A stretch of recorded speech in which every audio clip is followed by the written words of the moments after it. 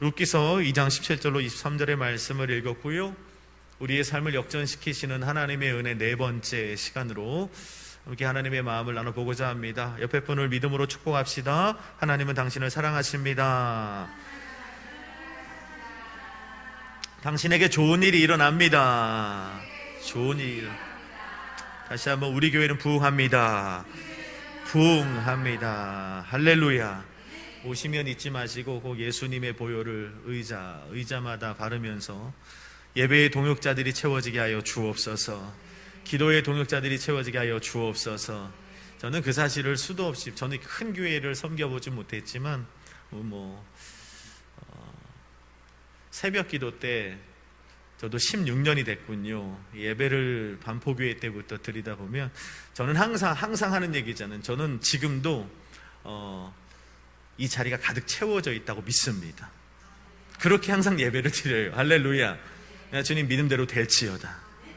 믿음도 되게 하시는 그 하나님의 은혜, 아직 16년 동안은 응답을 해 주시지 않았는데 때가 이르렀다고 저는 믿습니다. 하나님이 보내주실 거예요. 할렐루야. 그래서 새벽 기도 때도 이렇게 혼자, 예전에 한 집사님이 목사님은 왜 이렇게 저밖에 없는데 이렇게 열심히 하세요? 그래요.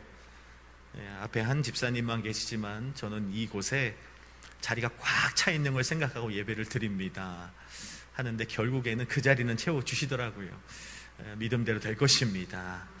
항상 그래서 믿음으로 고백해야 돼요. 이 자리가 채워질지어다. 예수의 이름으로 채워질지어다. 믿음으로 선포하길 바랍니다. 왜냐하면 하나님의 역전의 하나님이잖아요.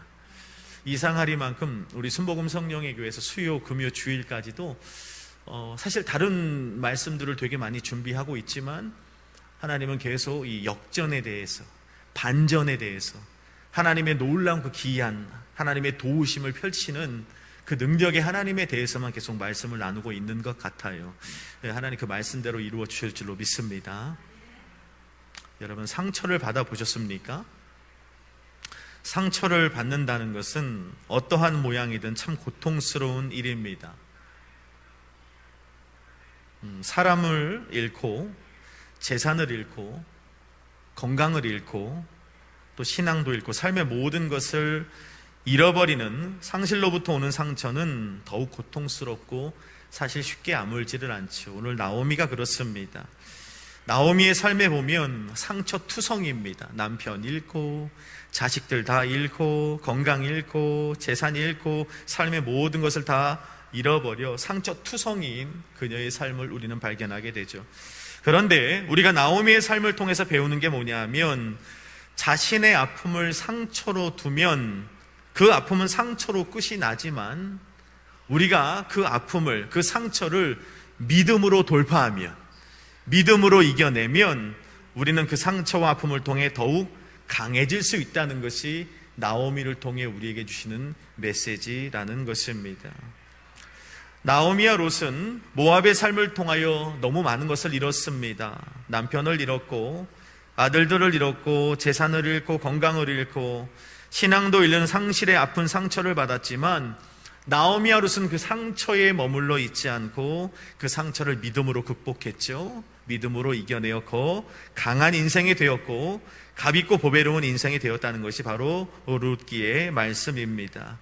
더욱 중요한 것은 이 룻기의 핵심이 뭐냐 하면, 아무리 우리 인생에 상처가 많고 깨지고 부셔진 인생이라 할지라도 하나님께서 그 인생에 개입하시면, 그 깨지고 부셔진 인생 가운데 하나님이 찾아오시면, 하나님이 그 인생을 만드시면 그 인생은 달라질 수 있고 다시 일으켜 세워질 수 있는 것입니다.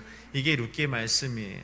가보진 않았지만 이 왕처럼 기도하라, 유명한 책이죠. 그 책에 보면 아주 의미 있는 예화가 하나 나옵니다. 이란의 테헤란 왕국의 현관에 가면 세계적으로 아주 유명한 예술 작품인 거울로 된 모자이크 작품이 있다고 합니다. 이란에 가보셨습니까? 가보셨어요? 대단하십니다. 한번 가봤으면 좋겠습니다. 이란의 테헤란 왕궁을 설계할 때 왕궁을 설계를 맡았던 건축가가 왕궁의 그 현관을 설계하면서 그 왕궁 현관의 한쪽 벽면을 아주 멋스러운 대형 거울로 장식하고자 하는 그런 계획을 가졌다고 합니다. 근데 안타까운 것은 이란 안에서 그런 멋들어진 대형 거울을 만들 수 있는 전문가가 없었대요. 그래서 프랑스에 있는 그 거울 전문가한테 이 테헤란 왕궁의 현관 그 한쪽 벽면을 장식할 아주 커다랗고 멋있는 대형 거울을 주문했다고 합니다. 그렇게 이 건축 설계사는 수개월을 기다렸고 이 항로를 통하여서 수개월 만에 드디어 이 테헤란 왕궁의 이 대형 거울이 도착을 하게 됩니다. 얼마나 이 건축 설계사가 가슴이 뛰었을까요? 그리고 이제 포장을 뜯기 시작하는 거예요. 포장을 딱 뜯었는데 문제가 생겼습니다. 어떤 문제가 생겼냐 하면 이 커다란 거울이 운송 중에 해상에서 산산조각이 나버린 겁니다. 다 깨져버린 거예요. 그렇게 수천 개의 유리 조각으로 산산조각 나버린 것입니다. 이 모습을 보았던 이 건축 설계사는 슬픔에 잠깁니다. 얼마나 기다린 거울인데 앞으로 어떻게 해야 되는가? 다시 이 거울을 주문하고 수개월 동안 기다려야 하는가? 아니면 다른 모양으로 이 왕궁의 한쪽 벽면을 다시 디자인해야 되는가 고심하게 됩니다. 그렇게 고민하고 있던 중에 어떤 일이 벌어지냐 하면 그 깨진 유리 조각들이, 파편들이 저 왕궁 밖에서 들어오는 햇빛을 반사받아서 굴절되어 눈을 부시게 하는데 이 건축 설계사가 살짝 봤더니 그 굴절된 빛에서 아름다운 무지개 빛깔이 딱 자신의 눈으로 들어오는 걸 발견하게 됩니다. 그때 이 건축 설계사가 어떻게 하냐면 다시 거울을 맞추거나 다른 것으로 디자인할 필요가 없겠다. 내가 저 깨진 거울 조각을 가지고 이 벽면을 내가 한번 디자인해 봐야겠다 하면서 그 깨진 조각을 맞추어 모자이크 형태로 그 벽면을 장식했다고 합니다. 그리고 훗날 시간이 흐른 후에 그 바로 건축가가 모자이크 형태로 붙여나간 그 거울이 이란 최고의 작품, 이란 최고의 예술품이 되었다는 겁니다. 그 책에 보니까 얼마 전 유네스코의 문화유산으로 등재되었다는 소식을 보았습니다. 제가 그 책의 내용을 보면서 깨닫게 된 것이 있습니다. 뭐냐면 우리들의 인생도 마찬가지라는 거죠. 아무리 우리 인생이 깨지고 부셔지고 금이 같다 할지라도 우리 인생의 최고의 설계자 되신 주님을 만난다면, 우리 인생의 최고의 건축자 되신 우리 주님을 우리가 만난다면, 아무리 깨진 인생이라 할지라도 우리는 그분의 손안에서 다시 태어날 수 있는 줄로 믿습니다. 그냥 다시 회복되는 정도가 아니라 어떻게 된다고요? 작품 중에 작품이 되고 걸작 중에 걸작이 되고, 할렐루야. 이게 하나님의 만지심이라는 거예요. 아무리 우리 교회가 힘들어도, 아무리 우리 가정이 힘들어도, 아무리 우리 부부가 힘들고 우리 자녀가 힘들고 내가 운영하는 이 사업장과 내가 일하는 그 일터와 직장이 힘들다 할지라도, 깨지고 부셔지고 바스러졌다 할지라도 그 부서진 그대로 주님 앞에 올려드리면, 주님 손에 올려드리면, 할렐루야, 주님이 다시 설계해 주시면 다시 회복되고 이렇게 세워지는 것뿐만이 아니라 최고의 작품이요 걸작으로 태어난다는 것이 바로 룻기의 핵심이라는 거예요.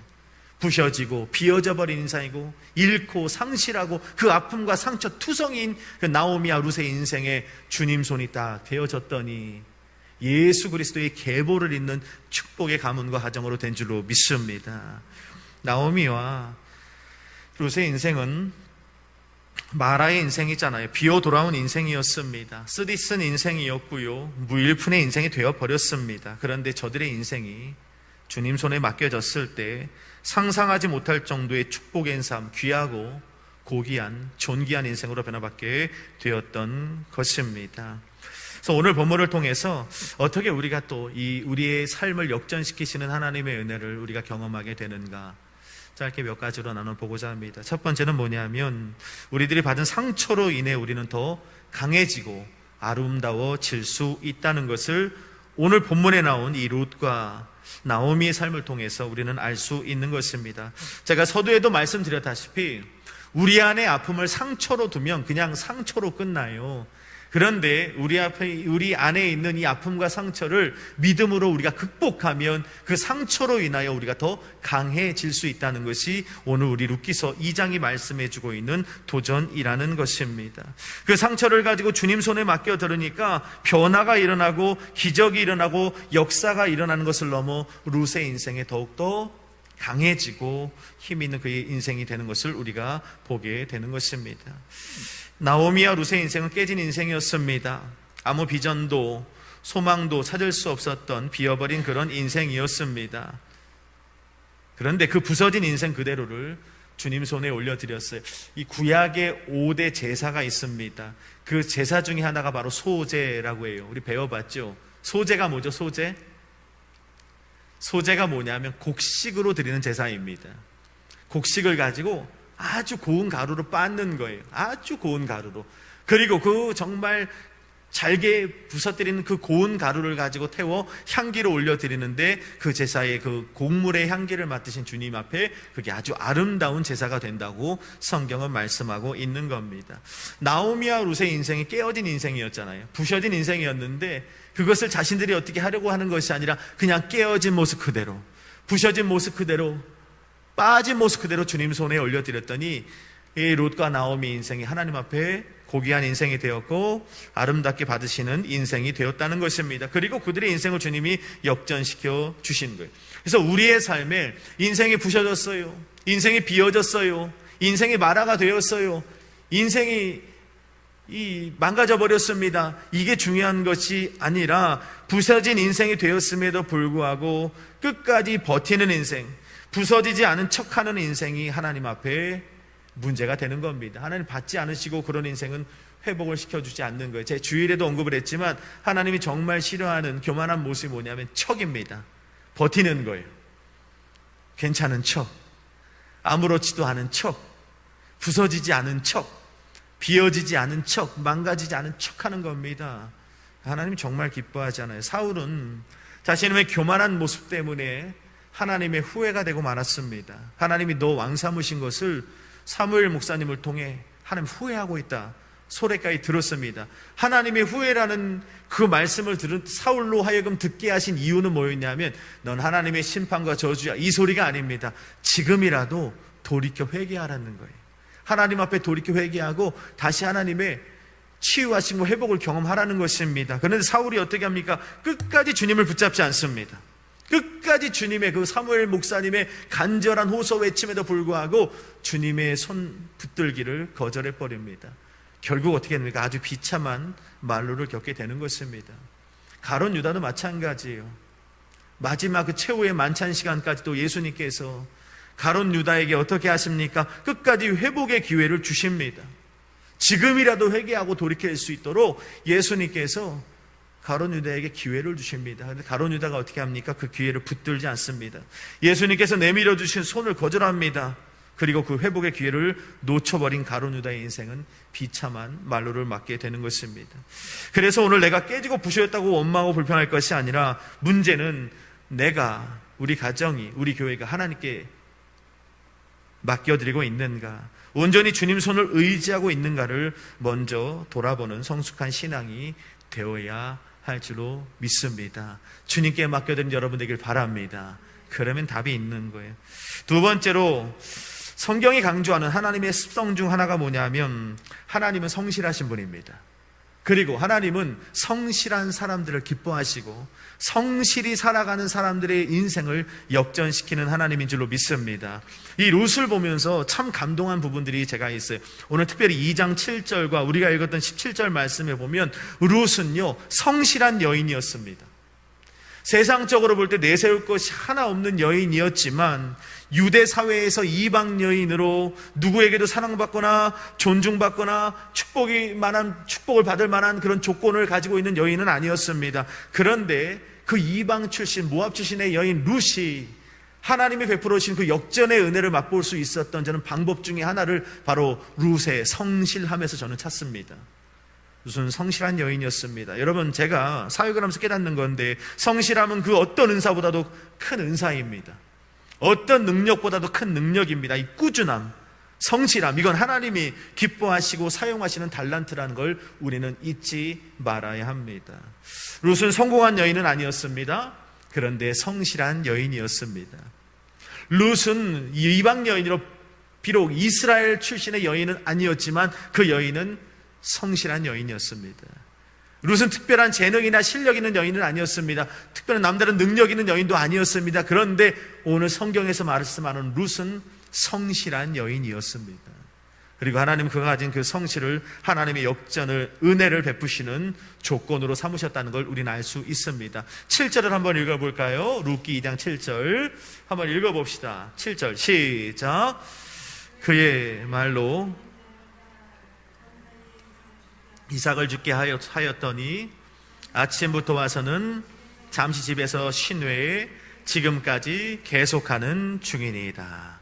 아멘. 보아스가 묻습니다. 사환에게 언제 와서 언제까지 저렇게 이삭을 죽고 있는 건가?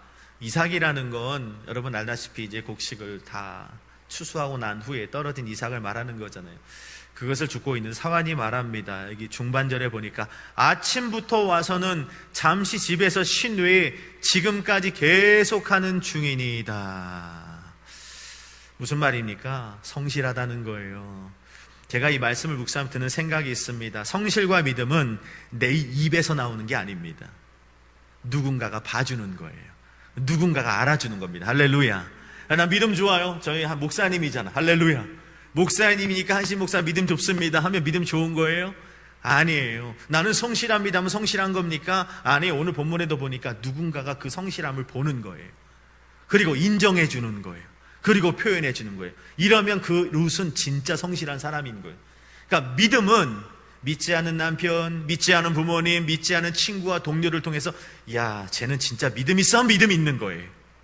근데 누군가 나한테 믿음 있다 소리 안 하면 그건 한번 퀘스천 마크를 달아볼 필요가 있는, 성실함도 마찬가지입니다. 누군가가 나에게 진짜 성실해, 누가 보든 안 보든 진짜 성실한 사람이야 하면 여러분 믿으셔도 됩니다. 여러분 성실한 사람입니다. 할렐루야. 17절 말씀을 제가 한번 읽어볼게요. 17절에 보니까 롯이 밭에서 저녁까지 죽고 그 주운 것을 떠니 보리가 한 에바쯤 되는지라. 롯이 언제까지 이삭을 줍고 있었다고 말씀합니까? 그렇죠. 저녁까지 이삭을 줍고 있었다 이렇게 말씀합니다. 단순히 롯이 밭에 나가서 이삭을 줍고 있었더라 이렇게 말하면 되는데 굳이 저녁까지 줍고 있었다라는 말씀을 성경 구절은 명확하게 기록하고 있습니다. 그 이유가 뭐냐면 바로 룻의 성실함을 말씀하고자 한 것입니다.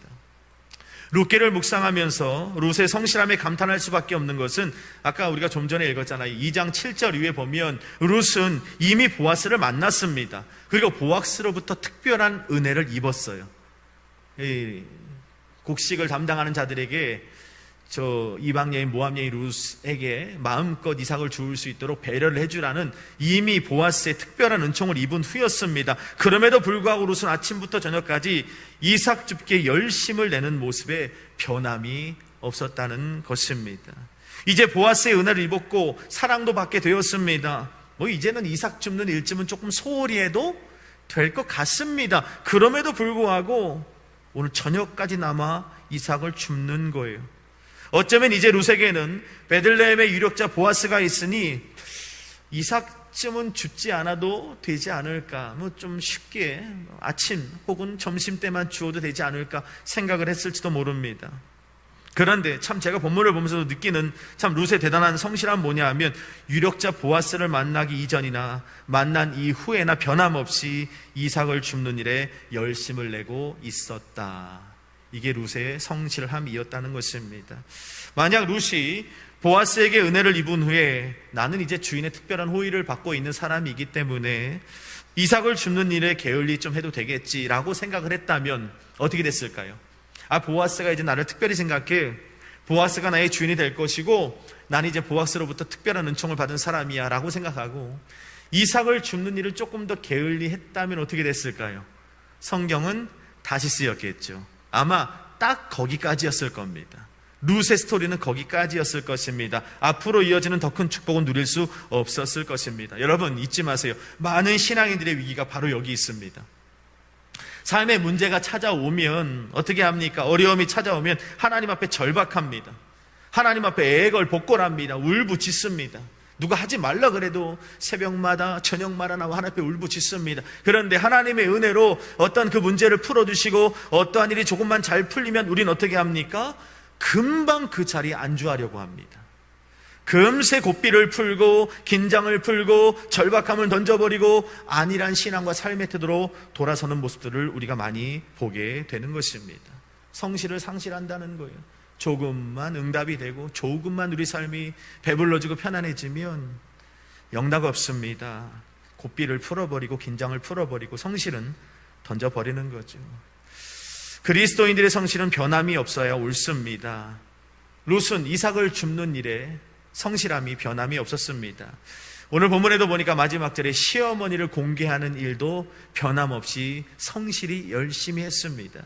보아스의 말에 듣는 일도 성실하게 순종을 했고, 어머니 나오미의 말도 성실하게 순종했고, 오늘 성경에 보니까 우리가 읽었죠. 21절 22절 말씀을 보니까 보리추수와 밀추수가 끝나기까지 이삭 줍는 일을 게을리하지 않았다라고 성경은 말씀하고 있습니다. 그런데 그 모습을 누가 보셨어요? 하나님이 보셨다는 거예요. 진짜 성실하구나. 여러분, 신앙생활만 성실할 것이 삶에서 성실할 수 있는 저와 여러분들에게 바랍니다. 지금 다 보고 계세요. 주님은 다 보고 계십니다. 그래서 시편 37편 3절에 보면 우리 신앙인들에게 성경은 말씀합니다. 너희는 성실을 먹을거리로 삼을지어다, 이렇게 말씀합니다. 오늘 여러분 무엇을 드셨습니까? 오늘 이 밤에는 성실을 먹을거리로 삼는 여러분들에게 바랍니다. 성실, 옆에 분에게 인사합시다. 우리 성실합시다. 다니엘은 기도하는 사람이었습니다. 기도의 시간을 생명과 같이 여겼잖아요. 포로로 끌려온 10대 때부터 80대, 90대까지 그는 하루에 3번씩 예루살렘을 향한 창을 열고 하나님 앞에 회복을 위하여 기도하는 사람이었습니다. 다니엘의 은사는 꿈을 해몽하는 은사도 있고 기도하는 은사도 있었다고 하지만, 저는 다니엘에게 가장 칭찬하고 싶은, 본받고 싶은 영적 교훈이 뭐냐면 그가 가진 꾸준함입니다. 꾸준함은 능력입니다. 성실함은 능력입니다. 요셉은 17세에 보디발의 종으로 팔려가는 그때부터 나중에 총리 대신이 되어 죽는 그날까지 하나님과 동행했던 사람입니다. 대단한 겁니다. 이 동행이라는 말을 우리가 잘 이해해야 됩니다. 동행이라는 말은 한자로 함께 할 동, 행할 행자를 씁니다. 함께 한다는 거죠. 그런데 이 함께 동자를 보면 동자가 어떻게 쓰냐 하면 입 구자 안에다가 무릎 범자를 이렇게 씁니다. 무릎 범자를. 무릇이라는 게 뭐예요? 함께란 뜻이잖아요. 함께. 그러니까 입 구자에 무릎 범자가 들어가니까 무슨 말이에요? 함께 말을 하는 거예요. 함께 말. 동일한 말을 하는 거예요. 그러면서 행하는 것. 마음과 생각과 언어가 똑같은 사람들이 함께 걸어가는 것. 이게 동행입니다. 그러니까 사람들이 하나님과 동행하고 있습니까? 하면 막 성경 많이 보면 동행하는 줄 알아요. 기도 많이 하면 동행한다고 생각해요. 그럼 또 신앙생활 나와서 이렇게 저녁에 나와 예배 열심히 하고, 물론 믿음 없으면 못하는 일이긴 하지만, 동행의 개념은 뭐냐 하면 요셉이 보디발의 집 종이었습니다. 왕의 죄수를 가두는 감옥의 죄수였습니다. 그가 얼마나 신앙생활을 열심히 했게요? 그럴 시간 별로 없었습니다. 그가 하나님과 동행했다는 것은 뭐냐 하면 하나님과 뜻이 하나가 됐다는 거예요. 매사에 하나님과 입구 안에 같은 마음, 같은 언어, 같은 생각을 품고 함께 걸어갔다는 거예요. 비록 난 총무, 남의 집살이 종로를 타고 살지만, 왕의 감옥에, 죄수로 가두는 감옥에 죄수로 살아가지만, 나는 변함없이 하나님과 뜻이 같아. 난 하나님과 마음이 같아. 난 하나님 똑같은 말을 하는 사람이야 하고 주님과 함께 동행했다는 거예요. 주님도 그와 함께 동행하는 게 너무 서로가 기뻤던 거죠. 이게 동행입니다. 주님과 동행한 여러분들에게 바랍니다. 그러니까 막 끌려가듯이 이건 동행이 아니에요. 나의 품은 뜻, 주의 뜻같이 되게 하여 주소서. 할렐루야. 이게 동행입니다. 주님도 기쁘고 나도 기쁜 함께 걸어가는 이 길. 이게 동행이란 말이에요. 이걸 야곱의 아들의 때나, 보디발의 집의 총무의 때나, 왕의 죄수로 가두는 감옥의 죄수의 때나, 아니 총리 대신이 되어 세상을 다 호령하는 그가 총리 대신이 됐을 때나 변함없이 그는 하나님과 한 마음 한 뜻으로 한 언어로 동행하는 삶이 되었다는 겁니다. 요셉의 주님과 동행하는 그 꾸준함, 그것이 요셉의 능력이고 달란트인 거죠. 성경적으로 볼 때 꾸준함과 성실은 하나님의 성품입니다. 하나님은 결코 충동적으로 일하시는 분이 아닙니다. 순간적으로 일을 결정하시고 시작하시는 분이 아닙니다. 순간적으로 일을 폐하시는 분이 아닙니다. 제가 가끔 우리 성도님들에게 따끔하게 혼을 낼 때가 있는데, 하나님도 바쁘시대요. 하나님이 너무 급하셨대요. 하나님 급한 일이 없어요. 하나님은 절대 바쁘신 분이 아닙니다. 하나님이 왜 급하십니까? 하나님 충동적인 분이 절대로 아닙니다. 그래서 우리가 하나님을 신뢰할 수 있는 거예요. 하나님 충동적으로 하시고 충동적으로 그만하시고 이런 분이 아니기 때문에 그 하나님을 우리가 전적으로 믿고 신뢰하고 따를 수가 있는 법입니다. 그래서 제가 너무 좋아하는 시편 68편 19절과 시편 33편 2절에 보니까 우리를 도우신 하나님께서 이렇게 말씀합니다. 날마다 우리 짐을 지시는 주라고 말합니다. 또 그 밑에 보니까 주는 아침마다 우리의 팔이 되시고 환난 때에 우리의 구원이 되소서. 날마다 아침마다 주일날도 말씀드렸죠. 우리를 지키신 이는 졸지도 아니하시고 주무지도 아니하시리로다. 할렐루야. 그러니까 하나님은 이렇게 성실함과 하나님의 부지런하심을 우리가 구절을 통해 알 수 있는 것입니다. 그렇기 때문에 우리 그리스도인들은 날마다 꾸준해야 되고 날마다 성실해야 될 줄로 믿습니다. 하나님의 성품의 가장 어긋난 모습이 뭐냐면 게으름입니다. 나태함입니다. 하나님 그 너무 기뻐하지 않으십니다. 마태복음 25장에 보면 한 달란트를 받은 자를 주님이 책망하십니다. 뭐라고 하시죠? 왜 받은 달란트를 땅에 묻어 두었는가? 왜 결실 맺지 못했는가? 표면적으로 보면 그건 것 같지만 성경 구절을 잘 들여다보면 답은 다른 데 있어요. 제가 읽어볼게요. 마태복음 25장 26절에 이렇게 말씀합니다. 주인이 대답하여 이르되 악하고 게으른 종아, 나는 심지 않은 데서 거두고 해치지 않은 데서 모으는 줄로 내가 알았는가? 뭐라고 말씀해요? 악하고 게으른 종아. 악하고 게으른 종입니다. 악함과 게으름을 동일시 여기셨어요. 주님은요, 성실하지 못한 종을 기뻐하지 않으셨습니다. 게을렀던 이 종을 바깥 어두운 데에 내어 쫓겨 슬피 울며 이를 가겠다는 것을 우리는 잊지 말아야 되는 것입니다. 성실해야 됩니다. 다른 부분은 좀 부족해도 좋습니다. 하나님 앞에 우리는 성실해야 됩니다. 성경에 보세요. 성실하지 않은 사람을 주님이 높이 들어 사용한 적이 단 한 번도 없습니다. 뭘 해도 성실해야 됩니다. 베드로처럼 열심히 가서 그냥 그물 던져 물고기 잡을 때 야 제자 컴. 마태는 세리였는데 그 세리장 위에 앉아서 열심히 재판하고 있을 때 가자 하시는 거예요. 게을르고 나태하게 사울이 자기 아버지 잃어버린 가축을 찾기 위하여 산으로 들러 열심히 다닐 때 와, 이스라엘 왕이다. 주님 부르시는 거예요. 비록 그가 하나님의 후회와 실망이 되기는 했지만 하나님은 성실한 사람을 쓰십니다. 우리 모두가 다 성실하게 되길 주의 이름으로 축원합니다. 마지막 세 번째로 오늘 본문을 통해서 우리가 알 수 있는 것은 무엇이냐면 20절에 믿음의 사람들은 축복보다는 축복을 베푸시는 하나님께 집중한다는 것을 우리는 알 수 있습니다. 축복이 아니라 축복의 원천에 관심을 두어야 한다는 것입니다. 룻은요, 자신의 인생에 받은 축복보다는 축복을 주시는 하나님을 더욱 사모하는 인생이었다는 것을 우리는 알 수 있습니다. 20절을 한번 같이 읽어볼까요? 20절입니다. 시작.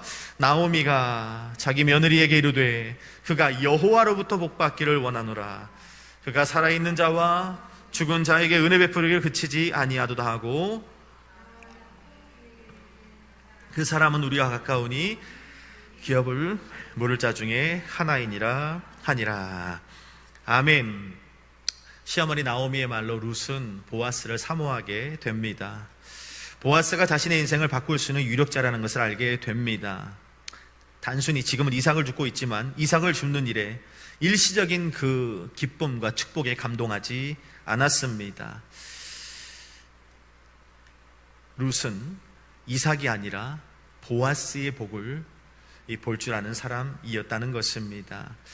보아스를 남편으로 만나면 보아스의 것이 룻의 소유가 되는 거잖아요. 보아스의 밭이 룻의 밭이 되는 것이고 보아스의 음식이 룻의 음식이 되는 거고요. 보아스의 집이 룻의 집이 되는 것이고 보아스가 받고 누리는 모든 축복이 룻의 축복이 되는 것입니다. 보아스는 예수님을 예표하거든요. 우리가 예수님 만나면 예수님께 소유하신 모든 것들이 우리들의 것이 된다고 성경은 강조하고 있는 것입니다. 그래서 오늘도 이 밤에 우리가 주님 앞에 나올 때 주님 손에 들려진 축복보다는 주님에게 관심이 있어야 될 줄로 믿습니다. 예전에 그런 예화를 한 번 했죠. 한 효자의 임금님이 너무 감동을 해서 내가 네가 원하는 어떤 상이든 내가 주겠다 했더니 이 효자가 고민을 합니다. 어떤 상을 달라고 할까 하다가 이렇게 말했다고 해요. 임금님, 진짜 제가 원하고 바라는 한 가지 소원이 있습니다. 그게 뭔데? 내가 다 들어줄게. 그랬더니 이 효자가 이렇게 말했대요. 계절이 바뀔 때마다 저희 집에 한 번씩 방문해 주십시오. 이렇게 했대요. 아니, 금은 보화도 아니고 백냥 천냥을 달라는 것도 아니고 새 집을 지어 달라는 것도 아니고 쌀을 달라는 것도 아니고 나더러 계절이 바뀔 때마다 한 번씩 너희 집에 와달라고? 그러지. 한 번씩 내가 계절이 바뀔 때마다 오겠다 하고 약속을 해 주었대요. 근데 그 다음부터 기적이 일어나는 거죠.